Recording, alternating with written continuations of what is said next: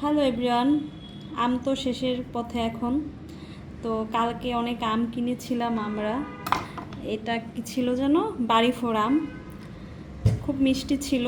আর এই আমটা কি আম বলে, ডাল ভাঙা আম। নামটা কত হাস্যকর না? তো এটা নাকি এখন বাজারের সেরা আম এবং খুবই খুবই টেস্টি।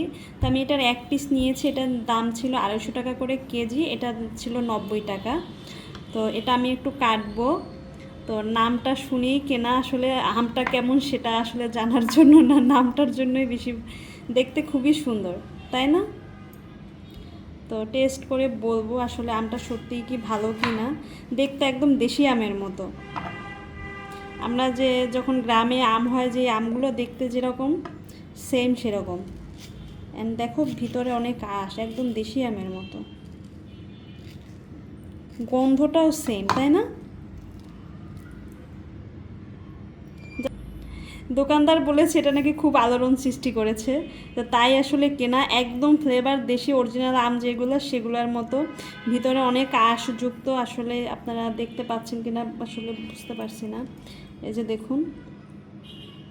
তা আমি খেয়ে টেস্ট করে বলছি আসলে এটা কেমন।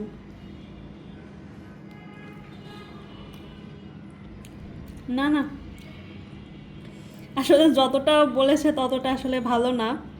250 টাকা কেজি, এটা যদি 80 টাকা কিংবা 100 টাকা কেজি হতো তাহলে ঠিক ছিল। ঠিক আছে, ভালো থাকবেন। আর আপনারা কে কে এই ডাল ভাঙা আমের নাম শুনেছেন আমাকে কমেন্ট করে জানাবেন, আর ভিডিওটি কেমন লাগলো সেটাও জানাবেন। ভালো থাকবেন সবাই।